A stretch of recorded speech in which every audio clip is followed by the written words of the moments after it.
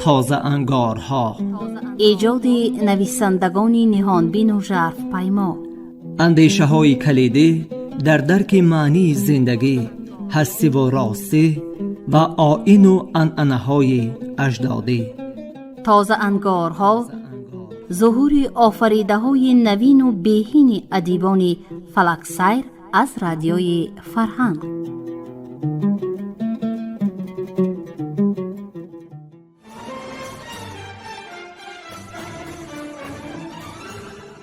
سلام شنوندگان گرامی. حالا خوانش بدیعی را از روی قسم دوم رمانی تاریخی سروی سنگ اتمی خواجه در قرائت مؤلف بشنوید.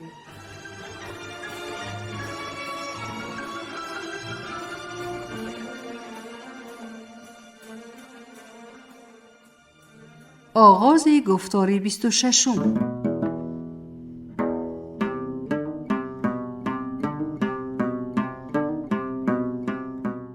خانه کلان سید فرخشاه از مهمان پر شد. 4 سیاه چراغ نو ساخته شده با روشنی و بوی خوششان دماغ شبشنوان را چاق می نمودند. گلهای سر سبد معرکه شاعران از نظمی تا قدرت در صفحه بالا موافق سن و سالشان می نشستند. با مراعات و اصرار اهل ادب نگاه نکرده سید فرخشاه سر بالا صفحه نشستگاه معمولی خود را به نظمی واگذاشته خود در پای شه ستون جای گرفت. آخانان، ملایان و آقسخالان صفحه پایان و نیم صفحه بالا را پر نمودند. در بین شاعران از همه نادارتر میرزا کوچک و قدرت به نظر می رسیدند. آنها هر دو گلیم‌های از شستن زیاد سنف شده به بر و توپی‌های رنگ پریده به سر داشتند. قدی از میانه پستر، کله کلان بطنش نامتناسب و چهره زهیر میرزا کوچک او را حقیر و کسلمند نشان داده بدون شرح می گفتند که چرا این شاعر محض لقب کوچک را برای خود برگزیده است. ولی صورت و سمات قدرت نه تنها از وی بلکه از تمام نشستگان فرق میکرد. این مرد بلند بالا، گزگوشت، سیر حرکت چالا، با روی سرخینه و چشمان براق چون کبوتران بیقرار و ریش زرچه پست و برودهای به دو جانب سیخش دقت بیننده را در حال به سوی خود میکشید. این حال سبب دیگر هم داشت. سخن این شاعر دهان به دهان میگشت و در باره طبع روان و حاضر جوابی های ذکاوتمندانه اش قصه و روایت های مرغوب می گفتند. شعرهایش آنقدر فهما و جالب بودند که برابر گفته شدن بال و پر برآورده در اندک مدت به دهه های دورترین هم می رسیدند. جعفر هم به سبب مکتبداری و آخانی و هم به سبب خسور پیر سید فرخشاه بودن ملک الشعرای شاعران شغنان زمین به شمار می رفت، اگرچه اشعارش را کم کسان می دانستند و خود هم در خصوص مقام و اعتبار شاعریش هیچگاه حرف به زبان نمی آورد. دوست دیرینه و همنشین دلنشین سید جعفر، شاعری زبردست صوفی مشرب شاه عبدالله عالمشاه با سله، جامه و ریش سفید غولی درازش چون همیشه زیب و زینت معرکه بود. وی ساکت و آرام تسبیح دراز توقی به دست راست همایلش را گردانده زیر لب شاید ذکر میکرد یا شعرش را به یاد می آورد. انگار مجلس و صحبت اهل مجلس به او دخل نداشتند. این شاعر تا 30 سالگیش در کدام شهر فارس مدرسه را ختم کرده با دانش مکمل و روحشناسیش معروفیت تمام داشت. تابستانها یا در آستان مولانا امام محمد باقر در غون یا در آستان مولانا زین العابدین در پارشنف چله می نشست. هنگام چله نشینی چون دیگران کنج تنهایی نمی گزید. روزه می گرفت و اشک ریزان با ربابش قصیده ها می سرود و به زائران وعظها می گفت. در مدحیه سرایی ممتاز بود و صدای نرمش شنونده را به وجد می آورد. حاضر هم رباب وی در پهلویش به دیوار راست می ایستاد. درباره شاه عبدالله سبز سفید ایام بیک شوخ سبزی نرو با جامه و دستار سبزگون نشسته به گوش قدرت چیزی می گفت و قیقی راست زنان می خندید. این مرد منجانی دقیقه خاموش استادن نمی توانست. لطیفه می گفت یا اشعار محرمانه نمکین خوانده همصحبتانش را می خنداند. در جایی که او بود خرد و کلان جمع می آمدند و ساعتها از صحبتش سیر نمی شدند. به لفظ شکسته شغنی سخن گفتن گفتارش را لذت دیگر می بخشید. شعرهای سبک و سرود مانندش را به سواد و سوادناک یکسان می پسندیدند. می گفتند که در وطنش منجان پس از جنگهای شدید با اجنبیان قحطی قهار حکم فرما می گردد و 40-50 خانواده برای نجات یافتن از مرگ یقین و شغنان هجرت می کنند. شاه شغنان عبدالرحیم خان آنها را برای سکونت به شاخدره بالا می فرستد که نفوس بسیار نداشت. حاکم شاخدره محبت خان منجانی ها را به چند دهه تقسیم و به سبب مرد زیرک و باسواد بودن همین ایام بیک را بر آنها مهتر تعیین می نماید. منجانی ها با سرداری ایام بیک در مدت 2 سال در همدستی و همیاری خانه و در ساخته، جویها برآورده، برای کشت زمینهای نو شکسته چنان زندگی خوب تشکیل می دهند که بسیار ساکنان تهجایی آرزو هم کرده نمی توانستند. از این رو حسد می برند و در پی بدنام و تحقیرشان افتاده درباره اشان به شاه چنین بدگویی می کنند. این منجی های کافر مشرب هر ماه در خانه جمع می شوند و برابر کشتن چراغ مرد و زن با هر کسی در تاریکی به دست افتاده اشان مباشرت می ورزند و این رسم را چراغ کش می گویند. آن زمان برای دشواری نکشیدن پسر جوانش در امور دولتداری عبدالرحیم خان نظمی شاعر را که همان سال مدرسه را در شهر هرات ختم کرده به وطن برگشته بود به سمت قاضی براج قلعه فرستاده بود. مردم تهجایی به نظمی مراجعت بردند. نظمی جوان سرحساب کار را نیافته از پدرش که قاضی دهات خاروق و تیم بود مصلحت پرسید. پدر در درست بودن دعوای شاخدرهی ها شبهه نمود و گفت که 4 نفر بیغرض را به مدت 3 ماه پنهانی به تحقیق حادثه بگمارد و شاهدی آنها را در حل قضیه اساس بشمارد. نظمی چنین کرد و منجی ها را صاف برآورد. گماشتگان شاهدی دادند که منجانی ها چراغ کش را در سال فوت خویش و اقربایشان برپا می کرده اند. رسم چنان بوده است که پس از نماز شام آدمانی به خانه عزادار به مراسم آمده چراغ را کشته مردان به یک آواز دعا می خواندند و زنان ناله و غریل می کردند. این مراسم قدیمی در بعضی منطقه های شغنان هم وجود دارد. فقط نامش نه چراغ کش بلکه زاری است. به باور آنها دعایی که در تاریکی خوانده می شود جن و بلاهای بدکردار را راهگم زنانده راه اجل را به جانب خانه مصیبت زده می بسته است. بعد از این واقعه نظمی و ایام بیک دوست جانی یک عمری می شوند. این شاعری شیرین سخن خوش سواد و شوخ طبیعت آنچنان به نظمی پسند می افتد که او را میرزای خود تعیین نموده پس از برکنار شدن محبت خان از حاکمی شاخدره با خود به تیم آورده جای و زمین می دهد. در زمانی که محبت خان شاه شغنان شد و امور قاضیگی را در مملکت برهم داد، مسلمانان باز هم قضیه های خود را به داوری نظمی می سپردند و قرار او را درست می شمردند. محبت خان چند بار به او دندان گیز کرد اما می اندیشید که اگر وی یا ایام بیک بیدهن در باره اش هجویه گویند راه آن را نه به شمشیر گرفته می تواند و نه به دینار و درهم. بنابراین از قضاوت دست نکشیدنش را داند هم خبرهای جاسوسانش را ناشنیده می گرفت.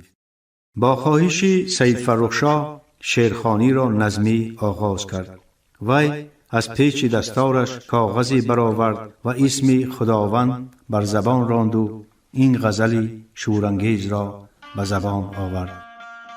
من در غم عشق آن سمنبر مجنونم و مستم و قلندر در خاطر من دیگر نگنجد غیر از می ناب و یار ساغر.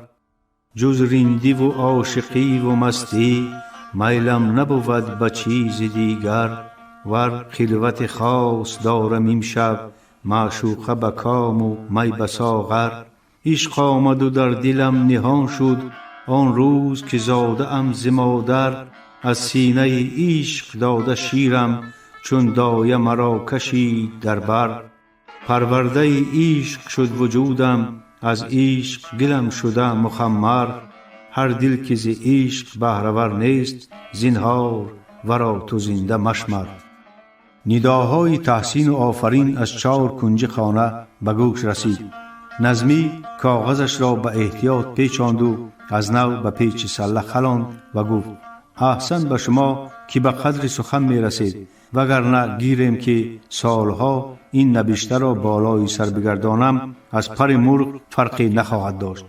سپس شاه عبدالله ربابش را روی سینه گرفته دم جور کرد و این قصیده زیبای پرسنایی‌اش را سرود. صبح دم چون زورقی زرین به امری دادگر، شد روان بر روی این دریای سبزی پرده در. از پسی پرده زلیخای سحرگه رخ نمود، همچو یوسف کو برآورد از درونی چاه سر. خضر روشن رای بیرون آمد از آبی حیات، چون سکندر کامد از ظلمت برون با تاج زر. زنگی شب شد درونی خرگهی زنگارگون، ترک روز آمد برون از خیمه با تیغ و سپر. سوخت از تابیدن یک دانه لعلی آتشین، 100,000 لعل و مروارید و رخشنده گوهر. شاه عبدالله یک باره 2 قصیده تازه انشای خود را سرایید و وقتی که آخرین زخمه بر تار رباب نواخت، حضار مجلس شور و وروره از بند سینه بیرون انداخت. بعد از وی سید فرخشاه به قدرت شغنانی رو آورد و گفت قدرت الله، شنیدم که دستی قلم نداری اما شعرهایت را بداهتا میگویی و میگذری. خدای تعالی به تمام نشستگان طبع خلاقیت داده است، ولی برای تو آن را عطا فرموده است. همین حالا چیزی گفته میتوانی که ما را حیران سازد؟ قدرت 4 زانویش را به 2 زانو عوض کرد، رو به سید فرخشاه آورد و پاسخ داد پیرم، گفتی که من دست قلم ندارم، در همین بابت چیزی به نوک زبانم آمد. بگو بشنویم. شاعر فی الحال این 2 بیت به زبان آورد. قدرت علم ندارد، دستی قلم ندارد، با شاه عبدالله و جعفر لافی سخن ندارد. اهل مجلس از حیرت دم سکوت ورزید و چون سید فرخشاه برخاست و دست مریزاد قائل کردی، گویان کف به هم زد، صدای چپک زنی هوای خانه را لرزاند. قدرت نیمخیز شد و تعظیم کرد و باز نشست. سید فرخشاه سخنش را دوام داد. هر یک شاعر ما خصلت خاص دارد، البته قدرت را الله تعالی طبعی چون آب روان داده است. این را باید هر کدام ما اعتراف نماییم. من شنیدم در آوان جوانی قدرت پرقدرت ما در شاخ دره به دختر عاشق شده در وصفش غزلی گفته است که هر یک ما از بر می دانیم و می سراییم. نازنینی که در عرق تر شد، نازنین بود و نازنین تر شد. دوامش را از خودی گوینده شنویم. حاضران چپک زدند، قدرت گلو افشاند و ادامه غزلش را خواند. تا که از خنده شکربارش نازبوی و بنفشه عنبر شد، تا که از آب هر 2 دیده او لاله و ارغوان گلی تر شد. چند گویم مثال خوبی او، کی زلیخا به او برابر شد. چند گویم صفات چشمانش، صف مژگان مثال خنجر شد. رفت آوازه اش به بلخ شریف، همه شاه و گدا قلندر شد. قدرتی خوش خیال و روشن فکر، خاک پا از برای دلبر شد. موجی بارک الله گویی و چپک زنی باز به هوا پیچید. این بار سید فرخشاه به پایگاه فرآمد و پس از پس شدن غلاغله گفت از هر کدامتان بخشش و عرض خجالت، اما شعرهای زیبای شما دلم را آنقدر به شورش آورد که من نیز حالا می خواهم یک قلمزد نالایقانه خود را منظورتان سازم. خواستم تا آخر معاشره صبر کنم، اما برداشت از کفم بیرون شد. امیدم این است که پس از من میرزا کوچک و سید جعفر شیرین گفتار به نمکی سخن مرا با شعرهای زیبایشان جبران می نمایند. خبر شعرنویسی پیر ملک چنان ناگهانی و غیر انتظار بود که همه به دهان آب گرفتگی بر این خاموش ماندند. پیر از کیسه بغلش چند ورق برآورد، به ترتیب درآورد و به قرائت پرداخت. شعر طولانی بود، ولی چون سخن درباره تاریخ شاهان شغنان می رفت، حاضران آن را با مراق کلام شنیدند. وقتی که مثنوی انجام یافت، سید فرخ شاه در تفسیر آن افزود: میدانم از دل بعضی ها می گذرد که مدح شاهان به منزلت سید فرخ شاه نمی زیبد. آره، من تا بودم ممدوحم خدا و رسول و امام زمان بودند، اما ملک تنها به دعا و یا رب گفتن آباد نمی گردد. برای خلق خدا در و پرندر آباد، باغ و کشتزار سبز، آب و آذوقه دائمی لازم است. اینها را شاهان عادل و مردم قابل فراهم می آورند. ببینید که شاه همون جناب یوسف علی خان گنج خزانه خود را چسان بر ما ارزانی داشت، نباشد آیا می توانستیم جویمان را در مدت 4-5 ماه از نو بسازیم؟ به مبلغ و غیرت خودمان این کار به 2 سال طول می کشید و تا آن وقت باغهایمان چولستان می گشتند و مردممان از گرسنگی مثل برگ خزان به زمین می ریخت. پس بگوید چنین شاهان فقرا پرور آیا سزاوار تعریف نیستند؟ صاحبخانه به اندیشش نقطه تمت گذاشت و برای شنیدن پاسخ به میهمانان رو آورد. از هر گوشه نداهای آر سزاوار است، خدا اقبالش را برافزاید، احسنت بر شاه عادل ما بلند گشت. اما یک گپ میرزا کوچک همه را به تشویش انداخت و جانبش متوجه ساخت. اما من میگویم سزاوار نیست. سید فرخ شاه با حیرت سوی شاعر نگریست و ندا داد: عجبا میرزا، چی دردی داری؟ میرزا کوچک جواب داد: پیرم، شکوام را در یک شعرم بیان ساختم، اگر اجازت فرمایی برخوانم و بعد عرض نمایم که شاه عادلمان با مردم چه ها می کند. از این سخن به خاطر حاضران غبار نشست. همه دلنگران جانب میزبان و مهمان نامتناسب اعضا نظر دوختند. سید فرخ شاه سر جنبانده بشنویم گفت و در جایش نشست. میرزا کوچک ترجیبند طویل را با آواز شیردار و پرنوازش که آن هم به صورت و سمات غریبانه اش بالکل نامتناسب بود قرائت کرد که من جمله چنین پاره ها داشت: بردار ز آفتاب جمالت نقاب را، در سایه از حجاب نشان آفتاب را، نوروز من ببخت جهانی خراب را، یابند اهل ظلم و ستم تا حساب را، بینشان به تخت خسرو مالک رکاب را، اهلی حسد ربوده ز دل خورد و خواب را، دلهای زار و زاتش حسرت کباب را، دریاب کن مسلط دشمن عذاب را، بردار جرم خلق به توفیق مستعان، یا کاشف الحقایق و یا صاحب الزمان، آمد بجان ز طعنه دشمن روان ما، کاهیده تر ز کاه شده استخوان ما، از دست ظلم شد به فلک بر فغان ما، برچیده مضطر ز حسد خانمان ما، اکنون رسید کار به ناموس و نام ما، دیگر نماند طاقت و تاب و توان ما، حاسد نخواهد این که بماند نشان ما، یا صاحبی زمان بشنو الامان ما، بردار جرم خلق به توفیق مستعان، یا کاشف الحقایق و یا صاحب الزمان. میرزا کوچک شعر را خواند و سرشک جوشیده‌اش را به کف دستان پاک نمود و سر پایین انداخت. آهنگی شکوه آمیز خوانشش در فضای خاموش خانه پر می‌زد. سکوت گران را قدرت شغلانی شکست. والله بالله کوه کوه علم داشته ای میرزا، چون این فهمیدم که به نزد پیر ملک شکایت آورده ای. سید فرخ شاه گپ قدرت را تصدیق کرد. تصور میکنم وقتی که ابیات را گفته ای چه حال تو را دست گرفته بوده است. بگو چی دردی داری؟ یا پیری دستگیر ماده دلش را کفاند میرزا کوچک. گپ در سر آن است که سال پیش با داوود خان نام پسر کدام کنیزک شاه یوسف علی خان در دهه ما زمین تنخواه دادند. هفته پیش این جوان خدا ناشناس به خانه‌ام آمده گفت که زمینم را به وی بدهم. من البته سر پیچیدم. وی تهدید کرد که من و برادرم را خانه‌خیز کوچبند و عوار میکند. مجبور شدم و به بحر پنجه شکایت بردم. کسی به دادم نرسید. از درد همین شعر را نوشته به درگاهت آمدم که شاید تو به من یاری رسانده بتوانی. نباشد برابر آب شدن برف باید ترکی یار و دیار بکنم. شاعر بغض گلویش را فرو نشانده اشک چشمانش را پاک کرد و التجا آمیز به سید فرخشاه نگریست و محزونانه انا همین گویان گپش را به آخر رساند. دماغ اهل معرکه یک بار سو.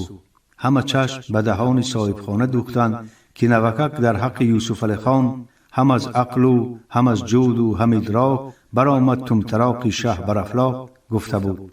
سید فرخشاه که در جریان صحبت چنین گردش ناگهانی را انتظار نداشت، اول ابروان بعد منحش را مالید و نهایت پاسخ داد. خوب کردی که گفتی میرزا، چشم شاه هم به همه جا نمی رسد، بنابراین بعضی بی‌توفیقان چنین بیدادی ها می کنند. خاطرت را جمع بگیر، من علاج این دشوار را می یابم. میرزا کوچک نیمخیز شده تعظیم کرد و گفت میندارم پیر صاحب تدبیر، شاید به پای مردی تو ما هم جود و کرم او را ببینیم. این اثناء قدرت آواز بلند کرد. پیرم، در خاروق شاخدره هم نوکران شاه به بعضی خانواده ها کوچبند وعده دادند. سر خلق از باران ریزانده محبت خان هنوز خشک نگشته، باز به ناودان یوسف علی خان دچار نآید. این درد فقط میرزا کوچک بیچاره نیست. این گپ آرام سید فرخشاه را تماما ربود، اما استرابش را فرو نشاند و گفت من میدانم که شاعران از هر کسی بیشتر درد و الم خلق را درک میکنند. هر کس در این باره چیزی میداند، پس از شعرخوانی پدر عزیزم سید جعفر در میان بگذارد. ان شاء الله با مدد شما مقربان خودسر شاه را از رایشان میگردانیم. نوبت سخن به سید جعفر رسید. وی به قرائت غزل تازه نوشته خود شروع کرد.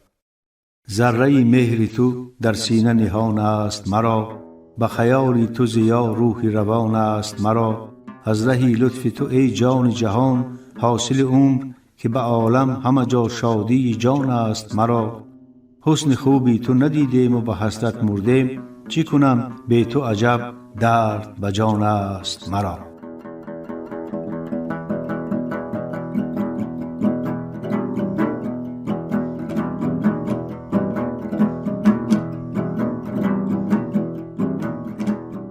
شکست جهاندار شاه.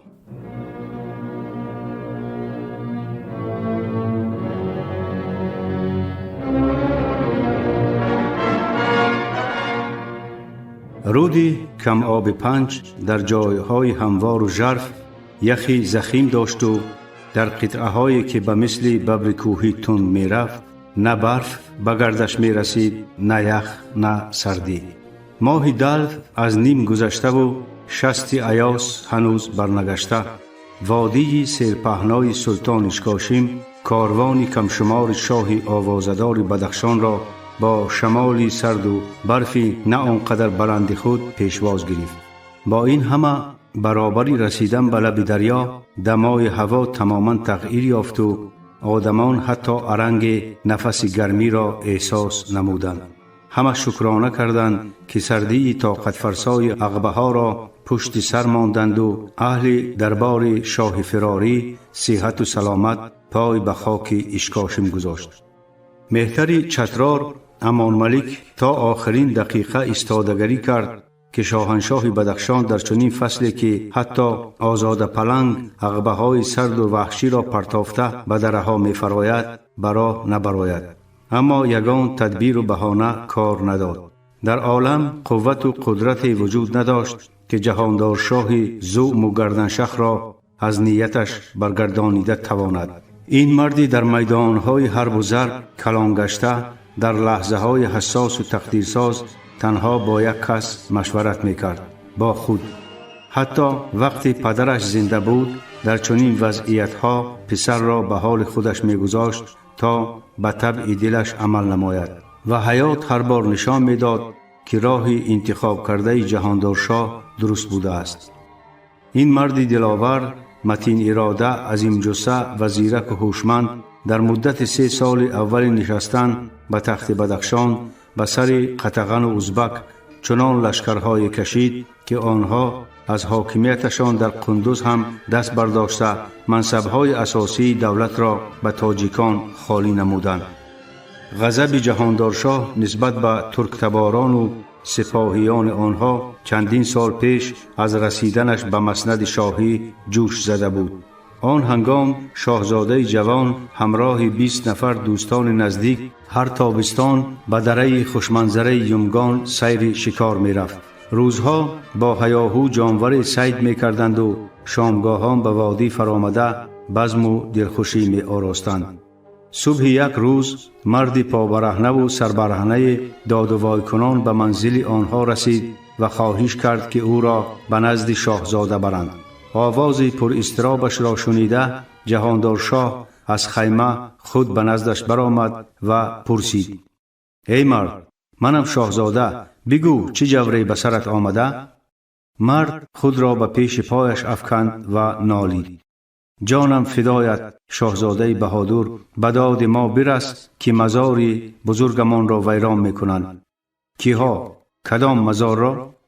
قدمجای حضرت شاه ناصر خسرو ولی را سپاهیان ترک به خاک هموار کردنی‌اند. مردم دهکده از نیتشان آگاه گشته اطراف مزار را گرفتند، اما سپاهیان تیغ و نیزه دارند و رعیت کلتک و کلوخ. خداوند خودش تو را به ما رساند ای پسر شاه بدخشان.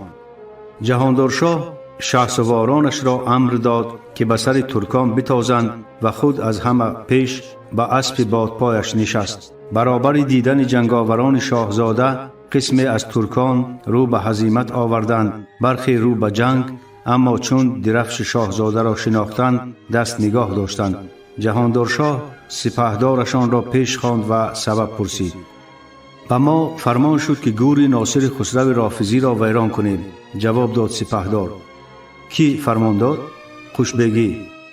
ای قلتبان پلید، یمگان قلمرو بدخشان است. با امیر و خوشبگیت برسان که نه به ناسبی بدخشان کار بگیرد نه بر رافضیش. خاصه به مزار ناصر خسرو که زیارتگاه تمام مسلمان هاست. این مراتبه به خون کثیفتان این منزل پاک را آلوده نمی سازم، اما دیگر باره کسی جان به سلامت نمی برد. ترکان زنهار خواستند و ده حضرت سعید را از حضور نامبارکشان خالی کردند. جهاندار شاه 5 نفر همراهانش را به پاسبانی گذاشت و به شکارگاه برگشت. حقیقت حال هم چنین بود که شاهان بدخشان تعصب مذهبی و قومی را در دولتداری راه نمی دادند. تجربه دیر ساله حکمرانیشان نشان میداد که مذهب ستیزی، جنگ و جنجال‌های بردوام بی عاقبت به بار آورده با زوال حاکمیت به پایان می رسد. در این بلاد شیعیان و سنیان تاریخ 1000 ساله سکونت و نمایندگان هر دو مذهب هم به اشتراک در حکومت و برخورداری از حمایت دولت حق حلال برابر داشتند.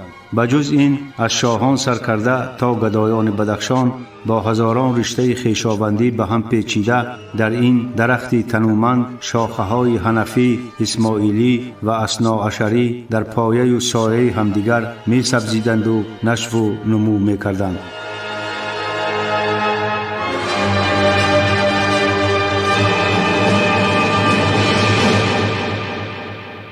پایانی گفتار 26.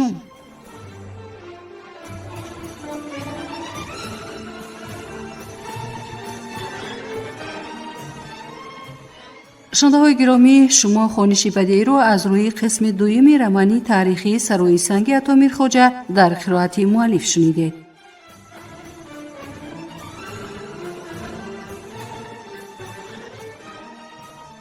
برنامه را برایتان کارگردان زبیدالله جان محمد آماده و پخش کردند. سلامت باشید.